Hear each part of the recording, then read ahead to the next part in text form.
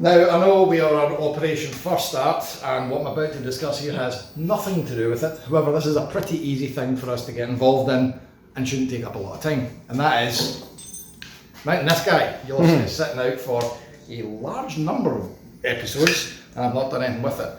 Realistically, I need to find a home for this so I can just fit and forget it, and then we can move on to the cables at a later point in time.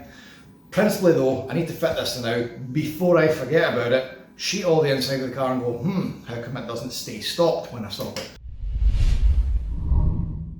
To the drawing board. If I'm being honest, this handbrake lever is going to be a pain in the arse to get mounted. Annoyingly, it doesn't actually have any common planes for the mounts. You would think, well, these three bolts could all fire into one length of bar, but no. If you look very closely there, these two sit slightly more out than this one does. Why? Because Mazda. Obviously for their body shell that was exactly what was needed, but for this one it's just going to cause me a whole load of heartache. Also, bearing in mind that it's going to the transmission turbo, it's going to have to pick up on, frankly, square inch section, so whatever we do is going to be tricky. Also, there's further problems to consider. We're going to have to make sure that whatever this mechanism acts on dodges the prop. So you'll note I haven't actually sent the prop away yet. Sorry, but it's going to happen, but I'm quite glad that I didn't, because now we can put it back in and make sure that all of this is going to not hit it. So yeah, we're going to have to kind of come up with something a bit fruity. So I think we'll start with this guy, because despite how awkward it looks, it's going to be the simplest of them all to get mounted.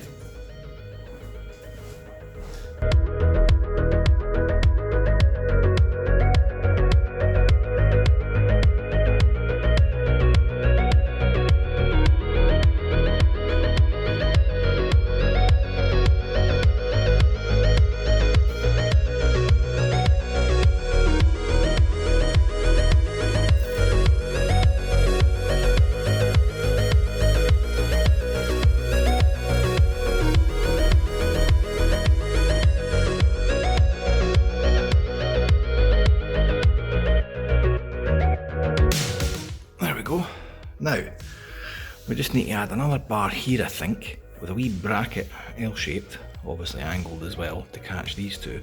I've still got an inch of clearance between the prop and here, and obviously this prop won't flex too much, I would hope. So I reckon if we just put the bolts through this way, coming through to here with a couple of captive nuts, and then put the bar here. Now, I'm going to be quite fancy here. I'm going to measure the distance between these two and put this bar at exactly the halfway point.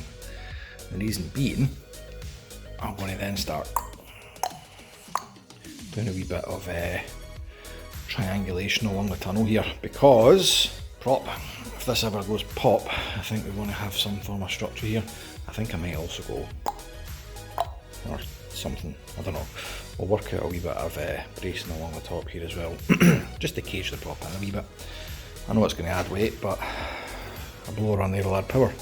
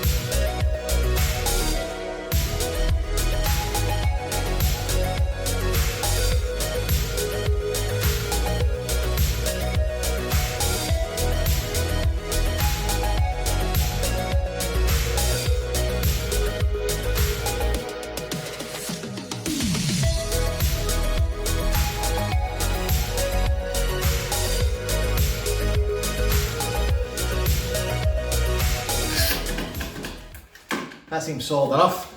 Sits exactly where I would want it to be. Not going to cause any issues whatsoever. I did say that, didn't I? I guess we can carry on here and see where the cables need to sit. Ooh, that'll be tight.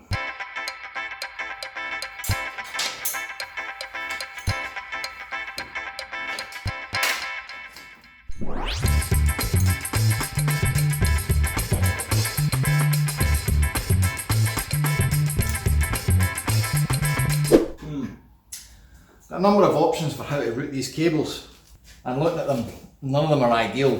This big 2-inch crossbar we've got growing across the back is more or less exactly where I want them to be, but I can't really put them through that. So I'm going to have to wait, I think. We'll maybe get the fuel tank in before we go any further with this, because that might also dictate a considerable amount of where this is going to go. The great thing about this car is, even when I'm struggling to get through the to-do list that I've written, I've always got a backup to-do list of other stuff that I've not got around to finishing. It's the gift that keeps on giving. One such thing's this. Not too long ago we put this in place and then probably forgot about finishing the top bracket for it. Well, let's go on to that now. Now, if you remember correctly, this doesn't support load, it just stops it wobbling around. So we definitely don't need to over-engineer a solution for this. We just need something that's going to lock this in place. Bearing in mind it's also going to have to clear a hose and attach to the frame somehow, while still not looking like a bag of. Fire the montage music up.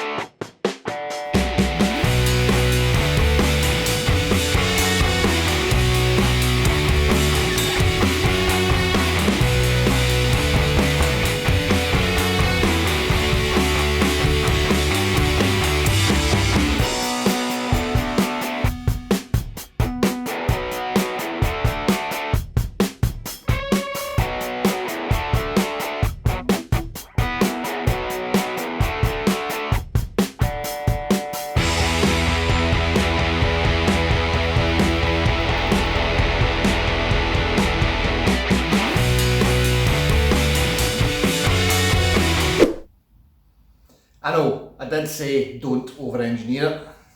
This might weigh as much as the engine weighs, but crucially, it does the job. It holds it in. We could always come back to this at a later point in time and do something a bit less extreme. However, it is doing exactly what it needs to do. I did have a little dirty thought about 3D printing this actually. It is TBC. It'll do for now. Once my riv nuts arrive, by the way, which because of Christmas, New Year, Brexit, COVID, take your pick, haven't arrived yet, we will take these out, widen them out and put a riv nut in. But that'll do. One more thing though, it is still a bit up and downy. We need to put some gussets in the bottom just to add some strength. And then that should hopefully do it.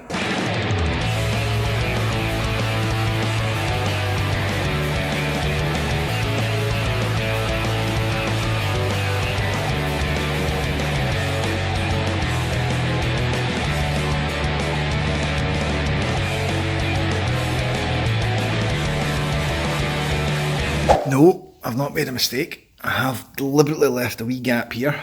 That's because this is the front of the car. You will probably find this will gather a whole load of rainwater through driving, I guess, because that's where it goes. So I've left a wee gap here just to drain that off so it doesn't end up pulling. It's probably not going to pull anyway, it'll fall off the other side, but I just thought that'd be a better idea. Right, what's next? Well, while I've got the radiator out, I might as well have a look at these hoses and see what's involved. Now we're quite lucky with the top one. That 32mm outlet takes the 32mm hose for the MX-5. I'm just going to double check the bottom one is also a 32mm and see what our output hose for the bottom of the engine looks like. So everybody says 32, well 32ish. A 32 will do, put it that way. Well, that's a tremendous stroke of luck I don't get every day. So now we need to go into my mistake bin.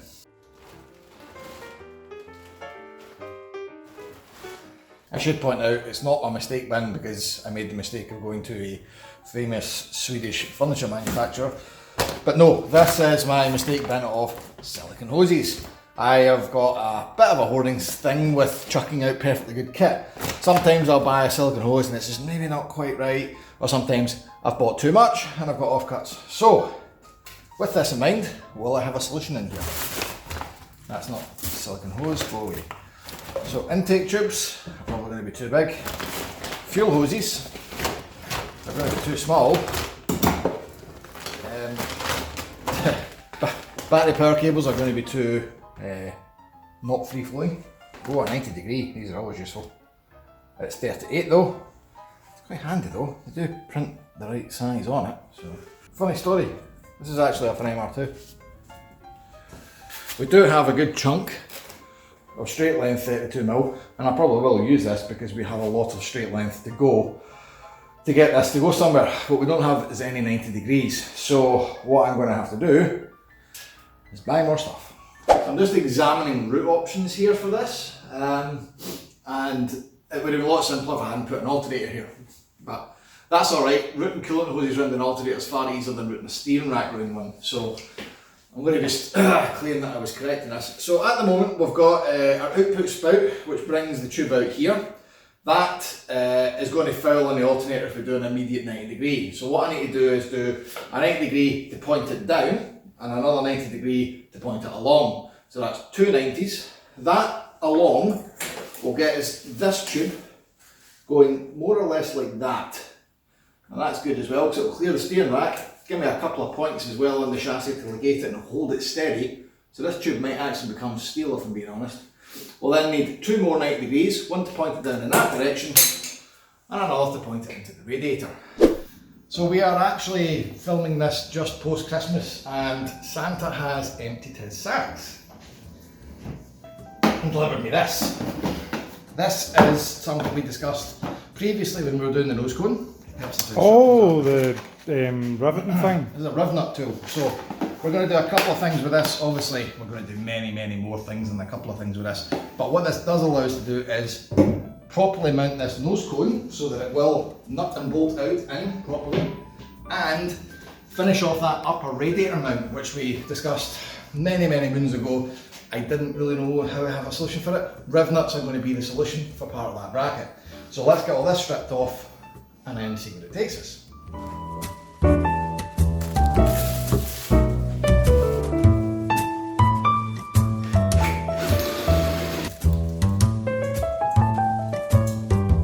Okay, so what are riv nuts? Well, to the uninitiated, which maybe some of you, they're a rivet with a nut built in. Now we've just drilled a hole in the top here, but we don't want to go right the way through, because if we go right the way through and we put a nut and bolt through here, it risks compressing the whole tube. Plus, we don't really need that much torque. That's going to be key. So what we do, with the drilled hole, we put in our riv nut. Drop that in, put the riv nut tool through it, and when it clamps down here, it pulls this whole thing and actually compresses this out so that it flares and grabs the bottom. Kind of like a raw plug, but made out of steel. If you don't know what a raw plug is, watch any other YouTube video, they'll explain that. But once you take the tool out, it leaves behind the nut. Now, don't think this is strong, it's not. It's not in the slightest. I wouldn't be putting any load bearing on with a riv nut. However, for body trim or this bracket that we've made up that doesn't need to bear load, this is the perfect solution. So how do they go in? A bit like this.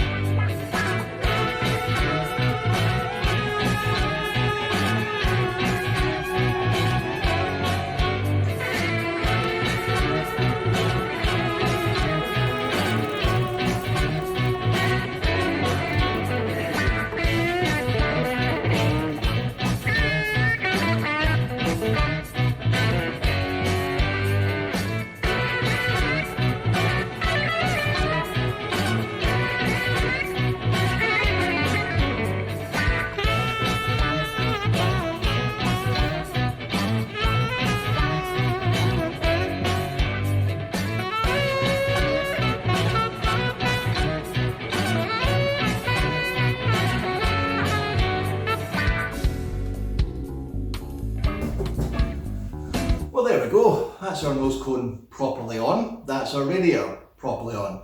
And that is me properly out of stuff because I'm now waiting on a whole load of silicone tube to arrive, and I've had emails already saying there are problems with your order.